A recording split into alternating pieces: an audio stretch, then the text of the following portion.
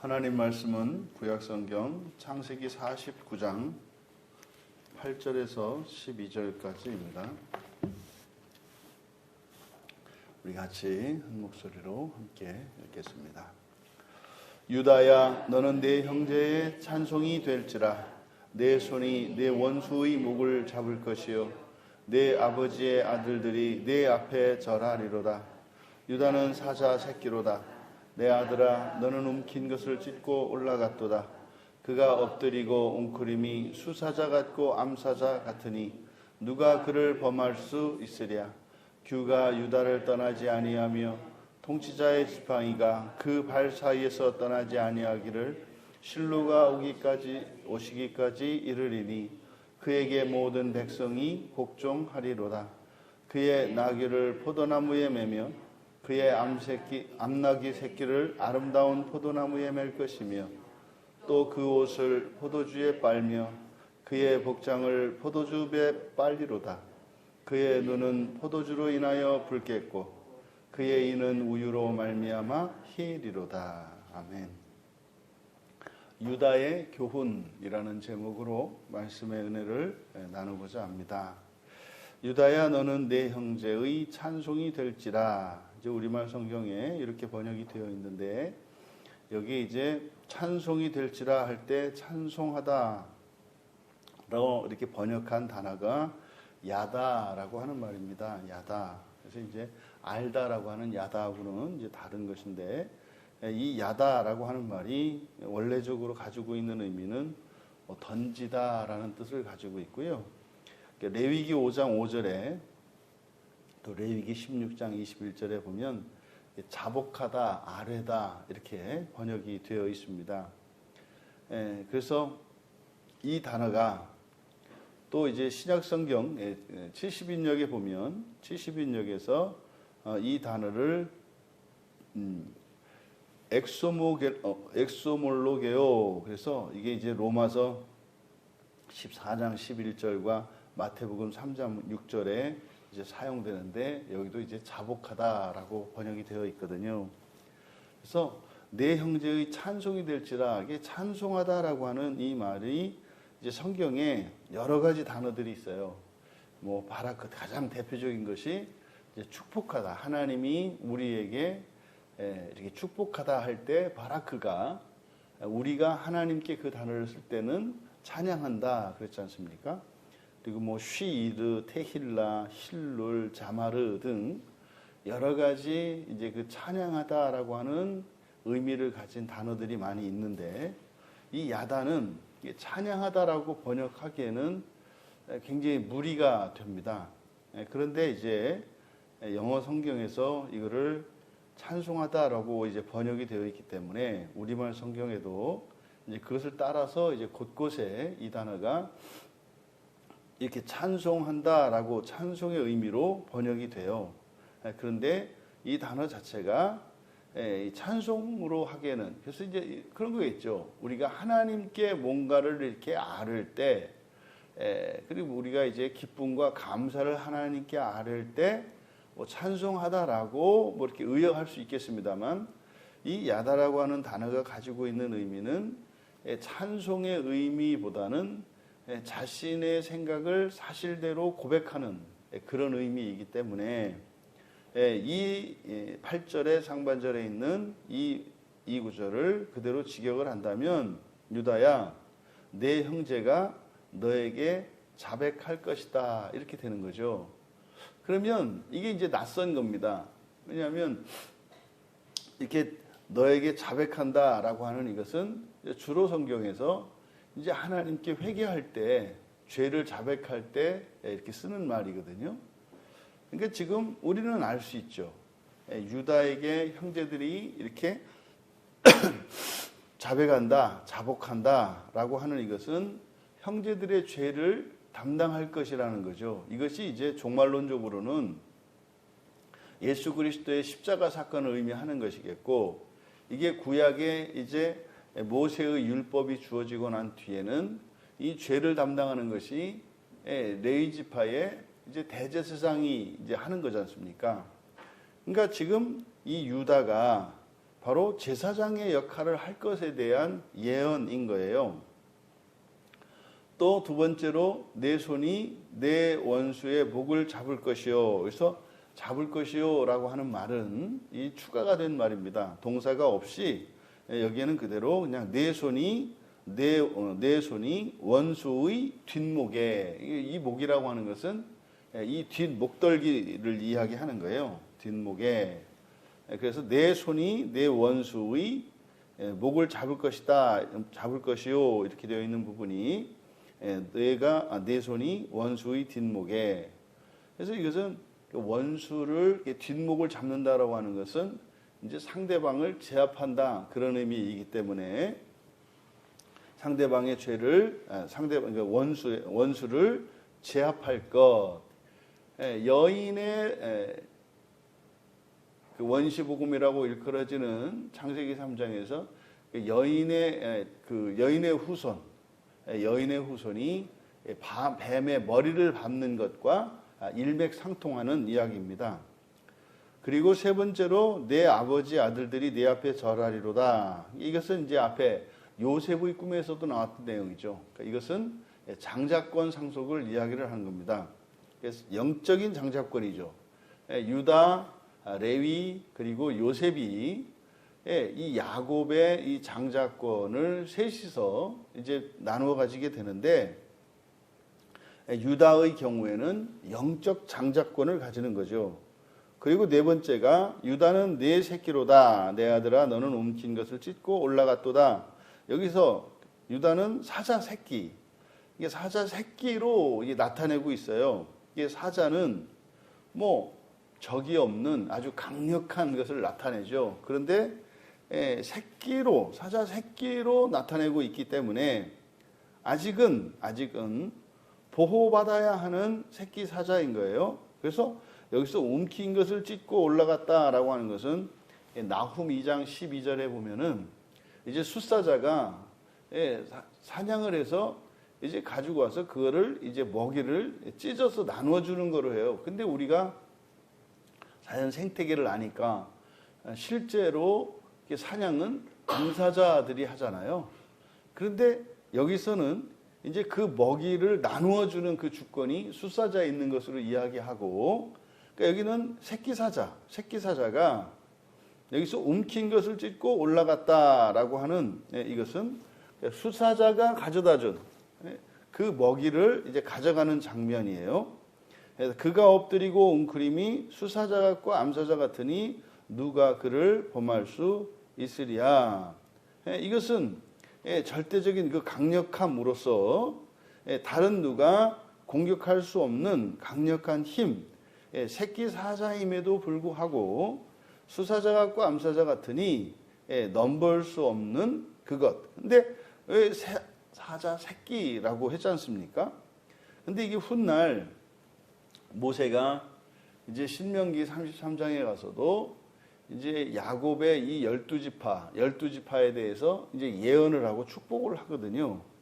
그때 신명기 33장 7절에 유다에 대한 예언이 나와 있는데 이제 모세가 여호와께 기도를 합니다. 여호와여 유다의 음성을 들으시고 그의 백성에게로 인도하시오며 그의 손으로 자기를 위하여 싸우게 하시고 주께서 도우사 그가 그 대적을 치게 하시기를 원하나이다. 그러니까 바로 유다의 힘은 바로 여호와로 말미암는 것입니다. 그래서 자기 자신의 힘으로 자신을 지키고 원수들을 제압하는 것이 아니라 여호와의 힘으로 원수들을 제압하는 것임을 모세가 밝혀줘요.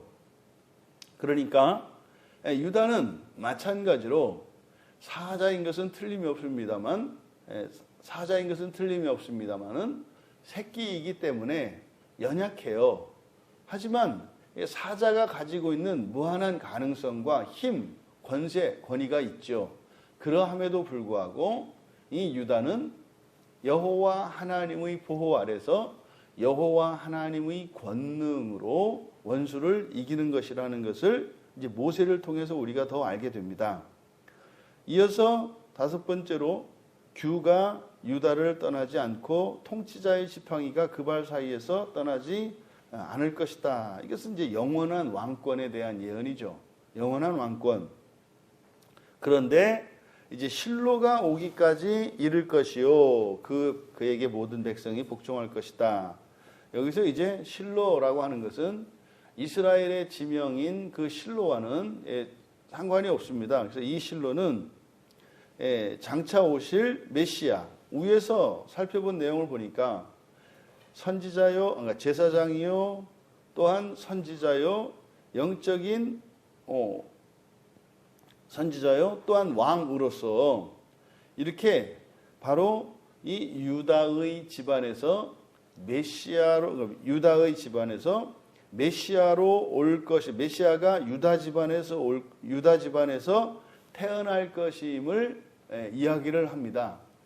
그러니까 이 유다에 대한 예언 속에서 이스라엘 백성들은 장차 오실 메시아가 여기에서 이제 올 것이라는 것을 이제 예언은 했는데, 훗날 메시아로 예수님이 오셨을 때 예수님이 어쨌든 요셉의 자손으로서 유다 지파의 그 후손으로 왔으니까 그 메시아의 자격 요건은, 형식 요건은 갖춘 거죠. 그리고 실제로 예수님의 그 행적을 보면은 그 메시아를 통해서 이루어질 일들에 대한 구약의 예언들이 성취가 되거든요. 근데 문제는 뭐였어요? 예수님이 자꾸 하나님의 아들이라고 하는 거예요. 하나님의 아들이라고 하는 이것 때문에 이제 문제가 되는 거죠. 그래서 이스라엘 사람들에게 있어서 신성모독은 뭐 이것은 용서받을 수도 없고 그 어떤 무엇으로도 이것은 뭐 이렇게 감화해질 수 있는 그런 게 아닙니다. 그러니까 지금 이 유다에 대한 예언, 이것이 바로 장차 이스라엘에 올 메시아에 대한 예언이다. 거기에다가 이제 한 가지 더 이제 뒤에 이어지는 내용들은 풍요를 상징해요. 그의 나귀를 포도나무에 메고 암나귀 새끼를 아름다운 포도나무에 메고 옷을 포도주에 빨고 복장을 포도즙에 빨고 뭐 눈은 포도주에 취하고 이는 우유로 말미암아 희고, 이것은 이거는 지나치다, 방탕과 사치다 싶을 정도로 넘치는 풍요예요. 그러니까 만약에 여러분 이 세상에서 누가 이렇게 포도나무를 그냥 이런 나귀를 매는데 쓰고 말이죠, 옷을 빠는데 포도나무 그 포도즙에 빨고 한다라고 하는 것은, 이거는 정말로 그냥 허랑방탕한 생활을 하는 거거든요. 그러니까 전부 귀한 것들인데 그것을 그냥 막 허비하는 것 같은. 여러분, 이게 이 세상에서는 죄악이잖아요. 이 세상에서는 이게 사치고 방탕해요. 죄죠. 그런데 말입니다, 만약에 그게 넘쳐나는 곳에서는 그게 죄가 될까요? 우리 생각에는 그래도 쓰지 않는 건데 그렇게 하면 죄 아니냐. 이 죄라고 하는 생각은 제한된 곳에서 살아가기 때문에 죄예요. 그러니까 무한한 곳에서 그렇게 이렇게 아무 저것도 없이 대책 없이 그냥 쓴다, 이것을 문제 삼지 않죠. 근데 우리들의 사고는 이게 제한되어 있는 곳에 있기 때문에 그런 것을 죄라고 생각하죠. 근데 여기서는 말하고자 하는 것은 물론 그렇게 넘치고 이런 것이겠습니다만은 지나칠 정도로 이게 풍요로운 삶을 살아가는 이것은 우리가 이 지상에서 누리는 그 어떤 행복에 비해 하나님 나라에서의 삶을 그렇게 나타내야 되는 거죠. 그러니까 하나님 나라에서 삶이라고 하는 것은 이 세상의 관점으로 볼 때는 이거는 너무 사치스럽고 방탕에 가까운 것 같은 삶이다라고 하는 이것을 통해서 지상을 살아가는, 유한한 이 지상을 살아가는 우리들에게 하나님의 나라의 그 무한함을 설명하려고 하는 거죠. 그래서 이것은 장차 하나님 나라에 들어갈 것에 대한, 다시 말해 하늘의 복을 누릴 것에 대한 예언이다. 그러니까 지금 유다의 경우에는 앞선 다른 형제들과 매우 다르다는 것을 알 수 있어요. 그러니까 르벤이나 시몬이나 레위의 경우에는 같은 형제들임에도 불구하고 그들에게는 회개에 대한 죄에 대한 지적이 있었어요. 그러니까 회개하지 않으면 이러한 저주가 있을 것이다.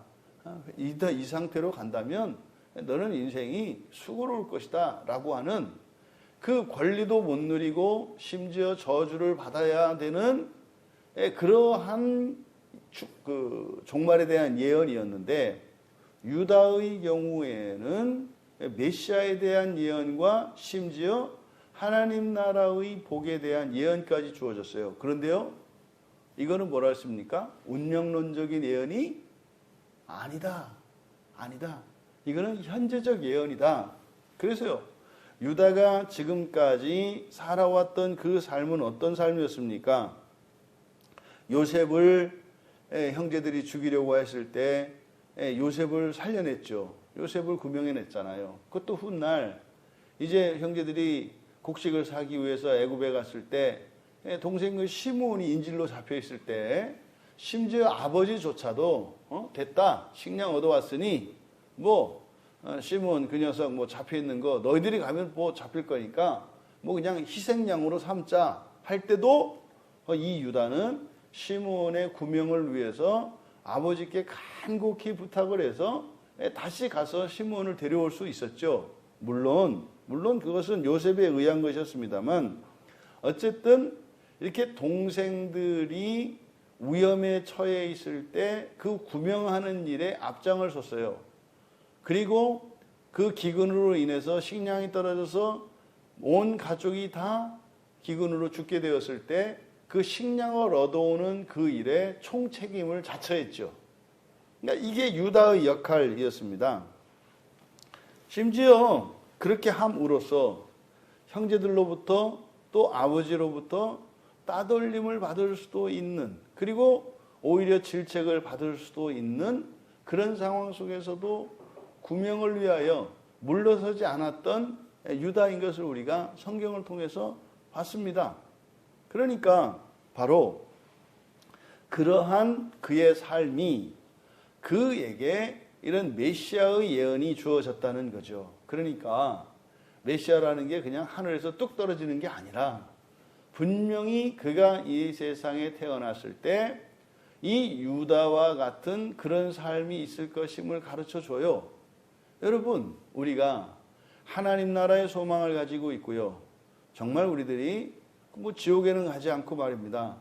하나님 나라가 이 땅에 임하는 그때에 그 즉시로 부활하여 그 나라의 영광에 참여하는 것을 목표로 살아가고 있어요. 근데 말입니다, 거저되는 거 아니고요. 쉽지 않다 이 말이에요.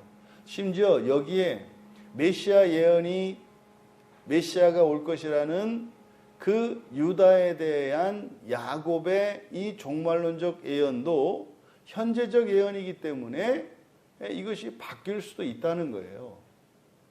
우리의 신앙은 그래서 우리에게 있는 죄와 허물들을 발견하고 회개하고 우리들이 본성의 변화를 입으며 살아야겠습니다만, 또한 우리에게 이루어진, 하나님께서 은혜를 주셔서 우리가 가지고 있는 이 거룩함과 이런 경건함들을 지켜내야 한다는 거예요. 여기에 달았으니까, 이렇게 한번 그 목적지에 도착을 했으니까 됐다, 이것이 아니라 죽는 날까지 우리의 경건함을 지켜내야 합니다. 결코 그것을 우리들이 부담스럽게 여기거나 우리의 자유를 제한하는 것으로 착각해서는 안 됩니다. 그런 사고는 종말을 믿지 않고 종말에 대한 고려가 없기 때문에 그런 생각을 하는 거죠. 우리의 인생의 목표가, 우리 인생의 가치가 이 지상에 있을 때 그런 생각이 자꾸 드는 겁니다. 여러분, 죽음 너머에도 우리의 인생이 계속된다는 사실, 그리고 이 세상에 태어난, 그래서 우리들이 인생이라고 일컫는 인생 100년이 우리의 목적이 아니라 이것은 철저히 수단인 것을 우리가 기억해야 합니다. 우리의 삶이, 이 하루하루의 삶이 모든 사건에 대한 의미와 가치가 수단적인 것임을 기억해야 합니다. 그래서요, 우리 일상에서 일어나는 뭐 기쁘고 행복한 일뿐만 아니라 슬프고 고통스럽고 불행스러운 일들까지도 그 종말론적인 관점에서 바라보면 이것이나 저것이나 행복 불행이 아니라 우리에게는 기회로 주어지는 것이요 시험으로 주어진다는 것을 기억하셔야 됩니다. 뭐 최소한 여기 계신 여러분들은 그걸 이제 아시는 분들이고 그걸 믿는 분들이죠. 그러니까 일상에서 어떤 일이 일어났을 때 이전과 완전히 그 해석이 달라요. 해석이 달라요. 어저께 우리 성도님 한 분 그 선배분이 오셨어요. 이제 뇌졸중이 오셔가지고 한쪽을 못 쓰시는 분이신데 뭐 직장 내에서 뭐 이렇게 전설적인 분이에요. 그러니까 뭐 어마어마한 분이더라고요. 삶을 엄청나게 그렇게 이제 사람들한테 존경을 받고 거의 진짜 뭐 그렇게 입지전적인 인물로 그렇게 정평이 나 있는데 정작 어느 날 갑자기 뭐 이제 뜻하지 않게 외국에서 근무하던 도중에 그러니까 뭐 머리를 뭐 3번이나 여셨다고 하더라고요.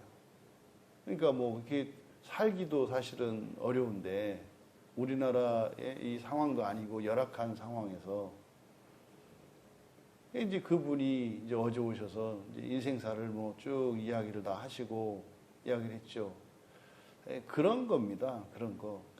인생이 말이죠. 우리들이 그 하나님 나라라고 하는 그 목적 하에서 우리 인생이 이해가 되는 거예요. 그러니까